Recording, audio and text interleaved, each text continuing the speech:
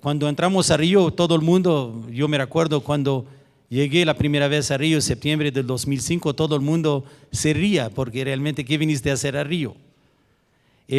Abrimos la primera sala nuestra en Río y nadie, entramos realmente, nosotros mismos no sabíamos qué hicimos. Entramos, para darle una idea, Brasil en este tiempo, en 2005, era un país muy conflictivo, de mucha inseguridad. El tipo de cambio estaba a 3 reales a 1. También había una cosa que es muy importante: tú no podías venderle al consumidor brasileño una membresía de 30 años porque no te la compraban. Otra cosa, no creía muchísimo a los pagarés, los contratos eran diferentes. Y también no nos olvidamos que mucha gente ahorita está, posiblemente es nuevo en el mercado, se olvida que realmente el mercado sudamericano fue en 1990, cuando Argentina estaba 1 a 1 el dólar. Donde el primer boom de Sudamérica fue cuando Argentina estaba 1 a 1 y Brasil real estaba 1 a 1 también. El efecto tequila, después hubo varios efectos económicos y gente fueron completamente en bancarrota. Brasil, Argentina, también no nos olvidamos que fue el famoso que cerraron las cuentas a la gente, todo el mundo pierde sus ahorros. En este caso, nosotros nos empujó, la verdad, a entrarle a Brasil porque teníamos el huracán en Cancún, teníamos vendedores, tenemos disponibilidad de tiempo. Dice que Cancún va a abrir hasta el 2007 o 2008, no sabíamos porque el daño estaba tan grave, y abrimos Río. Después de abrir Río nos damos cuenta que también hay mercados, porque tú cuando estás en la plaza te vas a dar cuenta que hay otros mercados. De Río nos fuimos a São Paulo nos fuimos a Belo Horizonte nos fuimos a Salvador, de Salvador nos fuimos a Campinas, Ribeirão Preto, de Ribeirão Preto Porto Alegre, y al final del día cuando te das cuenta tienes 14 salas, tienes 1000 empleados, tienes que abrirte a hacer contratos de la forma que lo hacen allá, el mercado cambia y después tenemos una gran cosa que no necesitamos olvidar, que mucha gente está olvidando de un factor importante con estos mercados sudamericanos. México tiene un excelente nombre en Sudamérica. Cancún tiene un excelente nombre en Sudamérica. La Riviera Maya tiene un excelente nombre. Hoy la televisión hace unos documentales en el Discovery Channel de los mayas, hace una cosa de los aztecas, hace mucha cosa y a esta gente le antoja. No nos olvidamos que siempre el sueño de un colombiano, de un chileno, de un peruano, de un argentino venir a México. No nos olvidamos de eso. México tiene un excelente nombre. En este caso, ayuda mucho en nosotros, nuestro crecimiento.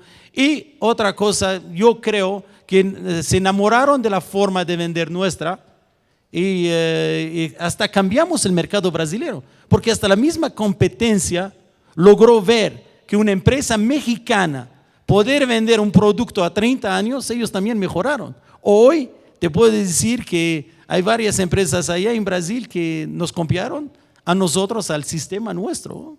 Y por esta razón entramos, gracias a Gilberto, a Wilma. Gilberto, Wilma, qué bonitos nombres. En este caso, sí, hubo muchos. Sí, ¿tenemos alguna Wilma aquí en la audiencia? No tenemos. ¿Un Gilberto? Debe tener algunos. Wilma, ¿no eres? Qué bueno, porque aquí hay varios desarrolladores que te quieren mandar un beso.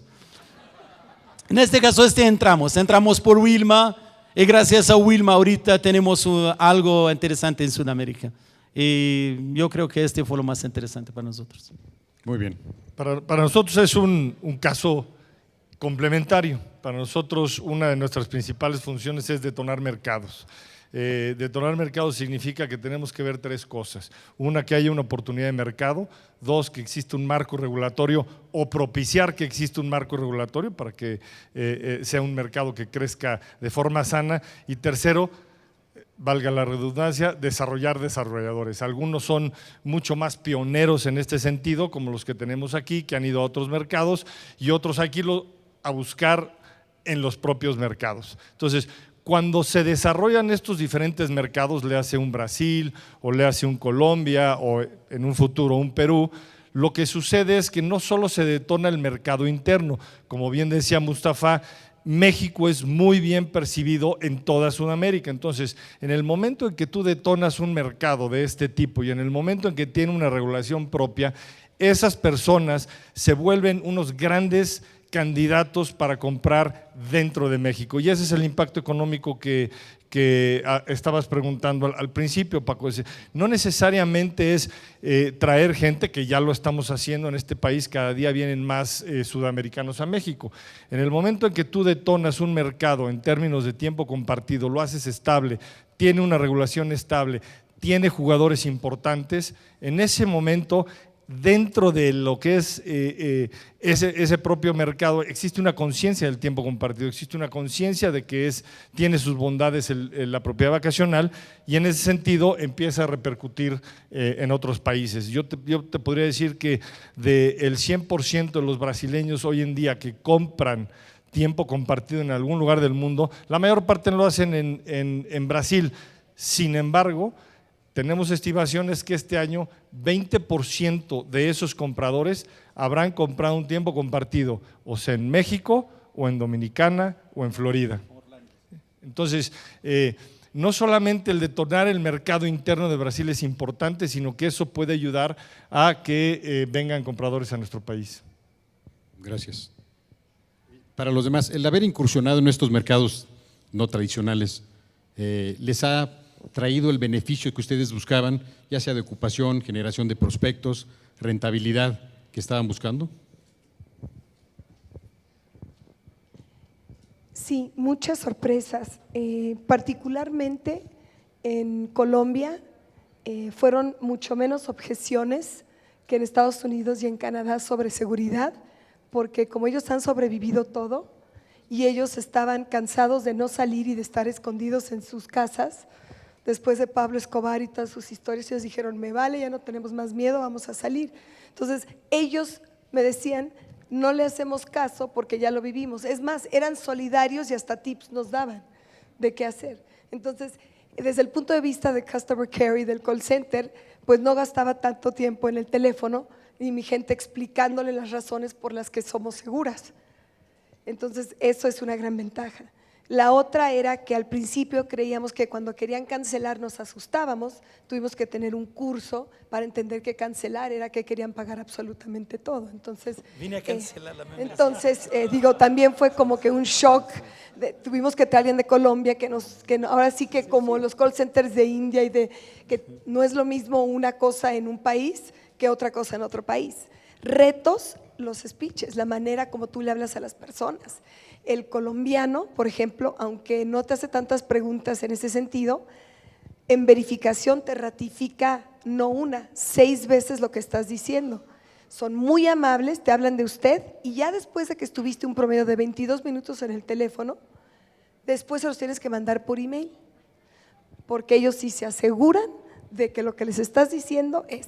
Pero ¿qué pasa? Ya que vienen totalmente dóciles, abiertos, se saben más canciones de mariachis que nosotros, te hablan de historias del Chavo del Ocho y es algo totalmente delicioso. Ese es algo que nos ayuda. En cuanto a números, como les digo, en 2 años, 300%, y además, como decía Mustafa, aspiran, aman a México, pero además también es el puente para que ellos lleguen después shopping a Miami y después se vayan a Orlando. En cuanto a Brasil, ahí sí siempre le hago muchas preguntas a Mustafa para aprender de él, porque la verdad es que él es el que es el experto en Brasil. ¿Cuáles son los retos en Brasil? Primero que nada, el idioma. Ahorita mi equipo está tomando clases de portugués, pero lo que sí les digo es que mis eficiencias no son las que deberían de ser. ¿Por qué? Porque generalmente lo que percibo, y me corregirá Mustafa o no, es que a un brasileño no le gusta que le venda a un argentino, o que le venda a un americano, o que le venda a un mexicano. Ellos prefieren que le hablen en su idioma y de alguien, si no es de su región, por lo menos de su país. Entonces, ahí a veces no ha sido el retorno de la inversión ahorita, pero son cosas que vamos corrigiendo. En cuanto a eso, la otra parte es la parte regulatoria. Bien sabemos que RCI siempre nos da desde enero a través de los desarrolladores y después a través de los informes que nos da cómo está el mercado regulatorio, cómo es que funciona. Sabemos que siempre podemos ir ellos a preguntar cómo está la situación y para nosotros es muy importante dos cosas. Primero es cuál es el tiempo que tienen ellos para cambiar de opinión. Porque cuando es más de 5 días a los que estamos acostumbrados y de repente son 6 meses y tú les tienes que devolver el dinero sí o sí, porque si no te arrestan y vienen y te cierran, ahí tienes tú que cambiar tu proforma financiero y tu cash flow y entonces tú ya tienes que venderle la idea a tu desarrollador de que no le vas a poder traer tal vez la eficiencia o el retorno del dinero que le estás pidiendo para invertir. Y el segundo reto que yo aprendí, que creí que era mentira hasta que lo ratifiqué con Mustafa, era que en Brasil pagamos el 100% de impuestos sobre la renta. Entonces, ¿qué es lo que sucede?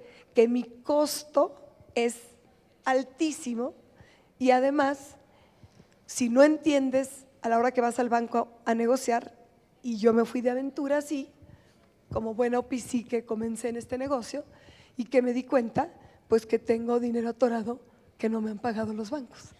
Entonces, esos son los retos y en los que tal vez después nos podrá poner RCI algún experto banquero o algo que nos ayude y nos diga cuál es el banco ideal para ir. Esos son los retos. Sin embargo, ahí estamos y somos una empresa igual que la empresa que a mi derecha, de aventura. Creemos en las innovaciones y no nos da miedo equivocarnos, pero ahora medimos el margen de equivocación. Entonces ya Orlando me dice, ok, te puedes equivocar hasta aquí. Entonces ya cuando voy ahí, entonces si ya no fui lo suficientemente creativa, entonces ya tengo que parar.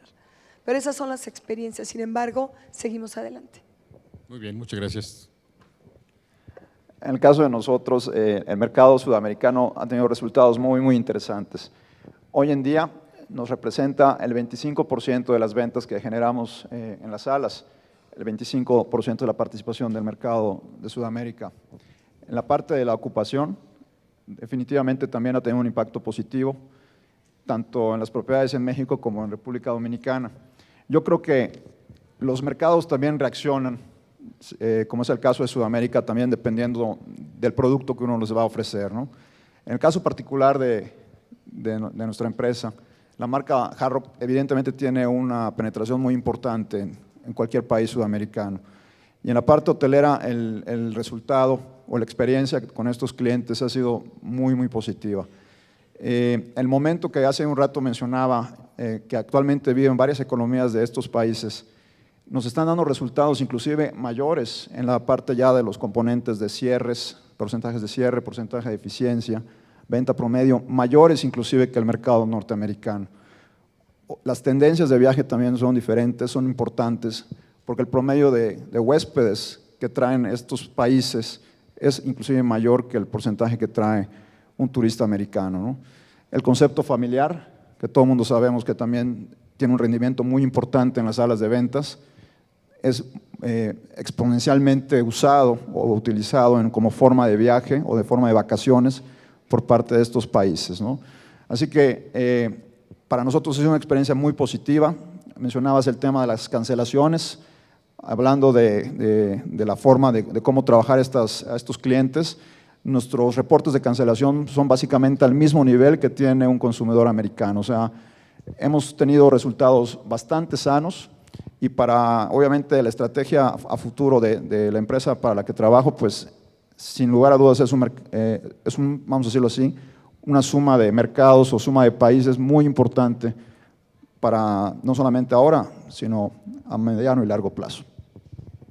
Gracias, Mustafa. Sí, a mí me gustó, me recordó Erika, la de cancelar. A mí me pasó en Chile, vino un cliente a cancelar.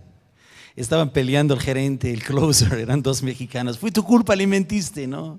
No, el cliente quiere cancelar. Hasta que el chileno, un chaparrito, ¿no? Como de los chistes, ¿no? Levanta la mano, no, quiere pagar todo. Realmente, Sudamérica es muy interesante. A nosotros nos trajo muy buenos resultados en 3 diferentes líneas. Y la línea de All Inclusive, porque la tarifa la tiene muy alta, ayuda mucho a la hotelería. La segunda, el promedio de estancia, porque el promedio de estancia va mínimo 8 a 10 días. Y el número de cuartos que toman 2, 3 cuartos. Y son gente que viaja en grupos. En este caso, en este área de hotelería, los resultados fueron muy positivos. Otra cosa que a nosotros, como vendemos off-site, la gente le vendes a las 9 de la noche después de salir de trabajo, generalmente te compra la membresía muy chica y cuando viene a las instalaciones, cuando ve realmente que le vendiste es verdad, en este caso los upgrade, nuestro mercado de upgrade es inmenso. En este caso allá fue muy positivo todo, más que lo esperamos. Porque ¿qué sucede? Estamos ahorita muy metidos en Sudamérica, estamos en Chile, Argentina, Brasil. Realmente nos dio muy buen resultado. Ahorita, ¿qué pasa? Sudamérica tiene una cosa muy interesante. El mercado brasileiro, como dice aquí, tiene muchísimas restricciones. No nada más no quiere comprar del argentino, el paulista no quiere comprar de la persona de Río. Empieza una cosa de regiones. La gente de Porto Alegre se creen europeos. En este caso tú no lo entiendes esto, dices, espérate. Y no le hablo del argentino. Yo de verdad pensaba que era todo chistes que me decían de los argentinos. Ojalá que no tenemos argentinos aquí, ¿no? Pensaba que era todo chiste, que el argentino se suicida subiendo a su ego. Y después me di cuenta que sí es cierto. El argentino, y te va la cosa un poquito más grave, el chileno y el argentino, el peruano y el chileno. Y no le platico del boliviano y el chileno y el peruano y el argentino y el uruguayo. En este caso tiene un desastre. Pero allá México está bien. Allá el Chavo del 8, como dijo Erika, es la cosa más bonita. Y te ve cómo hablas. Imagínate yo con mi acento. Yo no sé de dónde estoy más. En este caso aman a México. Y cuando vienen aquí, y tenemos no sé si tenemos varias gente aquí de Quintana Roo. Tenemos el servicio hotelero mexicano es el mejor del mundo. No hay ninguna duda de esto. Y viene cómo lo tratan y si le tratan bien y la amabilidad de la comida. Y si inclusive le quitan nada más el picante de la comida, serían gente más felices. No come nada de picante en Sudamérica, nada. Lo pica hasta la salsa de tomate. En este caso realmente los resultados fueron muy positivos. Realmente es un mercado muy noble y tenemos el producto ideal para ellos. Y la gente que somos de Quintana Roo aquí podemos decir que cuando ven nuestro mar, lloran. Cuando ves el mar del Caribe lloras, sin querer lloras. Hasta la laguna, ellos piensan ves que la laguna es el mar, pero no, le explicamos que es la laguna. El mar es otro, porque cuando vas a Bariloche, y te dicen Bariloche, y te dicen Las Leñas, y después te dicen, cuando te dicen Mar del Plata, tú dices, wow, yo no sé de ustedes, cuando ves Mar del Plata, ¿ese es el mar? No entras ni con ropa. Ves el mar de Cancún, ves el Caribe, ves una temperatura de 30 grados, ves la gente agradable. Ahorita la playa de Cancún, voy a hacer comercial de Cancún con toda la playa que tenemos, el del aeropuerto y de la entrada a la carretera. Realmente tenemos unas infraestructuras tan bonitas que la gente se hace cada día más felices comprando y venir a nuestros desarrollos, ¿no? Muy bien, ¿Quieres gracias. contestar tú ya? Esto es de RCI, nada más cobra afiliaciones. Ay, Mustafa. No, yo soy… Gracias. Y también los ayudamos a incursionar en Brasil, por cierto. Exacto. Yo voy a complementar una cosa y que creo que es lo que a través del tiempo hemos percibido en muchos desarrolladores. Cada desarrollador es diferente, no copien. Tengan mucho cuidado, lo primero que tienen que hacer es investigar el mercado donde van a entrar, tienen que entender cuál es el mercado donde van a entrar, tienen que entender la legislación donde van a entrar. Ahorita mencionaba Erika lo del periodo de rescisión.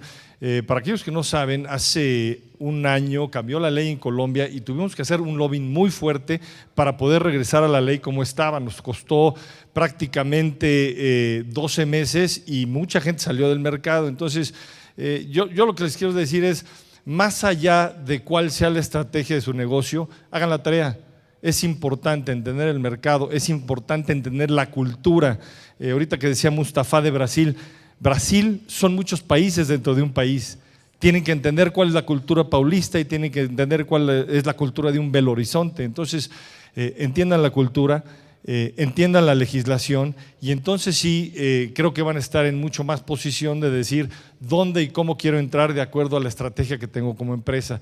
El error más común que hemos visto y a veces lo tratamos de hacer en el área de consultoría es evitarlo, es el que alguien diga, como Brasil está muy bien, voy a Brasil, o como hay mucho crecimiento de clase media en Colombia, pues voy a Colombia. No necesariamente. Investiguen bien, entiendan cuál es su estrategia y entonces creo que va a ser más fácil que sean exitosos. Pues muchas gracias. Un poco para el cierre, aunque ya han dado algunas respuestas de esto. ¿Qué recomendaría, Anda, para cualquier desarrollador de aquí que quisiera entrar en estos mercados emergentes? ¿Cuál sería su recomendación principal? Tú ya pues acabas de decir algunas. Pero en el caso de ustedes es muy caro, el factor humano es muy difícil, etcétera, etcétera, ¿no? La legislación que has platicado mucho, Erika. ¿Qué es lo que le recomendarían como visión, ustedes que son punta de lanza en este mercado, para cualquiera que quiera entrar en Que mercados pongan su emergentes? sala de ventas lejos de Mustafa. Bueno, además, Lo primero que yo haría es no lleven sus capitales para pretender ir a comprar un hotel allá. Mejor crean una alianza con alguien que ya tiene la curva de aprendizaje. Es mucho más fácil aliarte localmente con algún hotelero que no tenga de destino el lugar donde estás en México, en Orlando o en Estados Unidos y después unirse y hacer una membresía mutua o hacer un cross-utilization o hacer un cross-marketing a pretender que si en México de por sí no nos prestan dinero ni a los mexicanos para seguir creciendo nuestros desarrollos, pues está medio en chino que vayamos a Brasil y nos preste Itaú unos cuantos millones de dólares para poder crecer. Entonces yo creo en las alianzas estratégicas porque es una manera donde hablaban hace rato de branding. Puedes crecer tu branding y haces una alianza. La otra es la parte del cross-marketing, que es comienza con algo sencillo de cross-marketing. Si ellos necesitan tu destino y tú necesitas el de ellos, pues trata de hablarlo. ¿Por qué? Porque hoy en día, y lo decía de risa Mustafa, RCI, Interval, no importa, decía nada más cobran afiliaciones. No, también nos dan asesoría, también nos apoyan y lo que sí quiero decir es… Pero quiero decir algo muy ¿Qué estás puntual. esperando, Erika? Díganos, dígales de No. una vez, pídalo, aquí estás. No. Pero quiero decir algo, porque lo ha vivido conmigo Juan Ignacio y lo ha vivido todo RCI. Ellos han entendido que tienen que estar más abiertos a escuchar las necesidades del desarrollador y las necesidades de las compañías de mercadotecnia. ¿Por qué? Porque ellos también han tenido que dar un valor agregado al desarrollador, que es, te voy a dar herramientas para tu sala de venta interactiva, te voy a dar un canal, te voy a dar una oportunidad y una plataforma para que tú te anuncies. ¿Por qué? Porque nos escucharon, porque su cliente éramos los desarrolladores o los marqueteros. Y eso sí hay que darle un valor, porque en la medida en que nosotros en la industria nos apoyemos, es en la medida en que nosotros vamos a penetrar más de ese 3 o 4% que está ahí, porque no tenemos que ir por el pobre que no viaja, con que ampliemos y lleguemos a más pie de ese mismo 4% que está ahí disponible, porque en la industria ¿cuánto tenemos? 3, 4%, no sé, la cifra la tiene el director de Amnetud, pero no hemos llegado. Entonces hay muchísima oportunidad. Entonces eso es lo que yo sugeriría, tener una alianza y hacerlo de esa manera. Y la otra es, hay que pensar si va a venir cada año el brasileño o el colombiano o el peruano, particularmente a Cancún, a México, a Las Vegas, a Florida. El que tiene dinero va a ir hasta 3 o 4 veces, pero el mercado que buscamos normalmente, que es el mercado de la clase media, el que trabaja, el aspiracional, tal vez nada más va a ir una. Entonces, ¿qué le tienes que dar? Le tienes que dar servicios y beneficios dentro de su país tan grande y crear una alianza local comercial para que parte de los beneficios de lo que tú le ofreces esté ahí. Y creo que ese es lo que yo sugeriría. Pero antes de eso, tienen que primero tener los argumentos necesarios para convencer a su desarrollador, porque si su desarrollador, señores, no está abierto a las ideas, no importa lo que hagan, no va a pasar nada. Yo tengo la fortuna de que a mí sí me escucharon y además me dieron la oportunidad y además creyeron en mí, pero también les tuve que dar resultados, si no, no estaría aquí.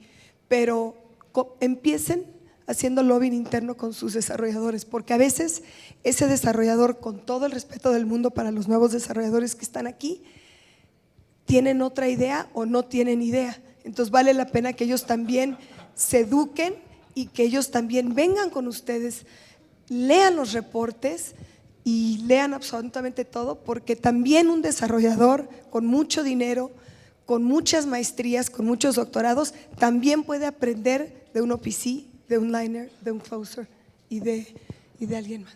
Muy bien, muchas gracias. Jorge. ¿Qué le recomendarías yo a gente que quiere entrar ahorita a Brasil, Chile, Argentina? Vas a entrar porque nosotros estamos físicamente viviendo allá, vendiendo allá. Tienes que entender que vas a entrar dentro de otro mercado, donde la ley laboral, la una, es otra, porque allá no todo el mundo es comisionistas, todo el mundo tiene un salario mínimo. Es una obligación del desarrollador pagar un salario mínimo, un salario por hora. Tienes que aprender a pagar horas extras, tienes que pagar vacaciones. Allá cada empleado tiene derecho de un mes de salario de vacaciones al año. En este caso tienes que entender que te van a pedir estos derechos, te van a pedir unas liquidaciones. Que aquí también no tenemos mucha gente que trabaja con outsourcing, no le damos el vale de transporte, no hay vale de comida, no hay aguinaldo al vendedor, no hay aguinaldo al comisionista, no reciben nada de esto, nada más la ley laboral. Cuando tú vas a seguir entendiendo estos derechos, ya entrale. Si no entiendes estos derechos,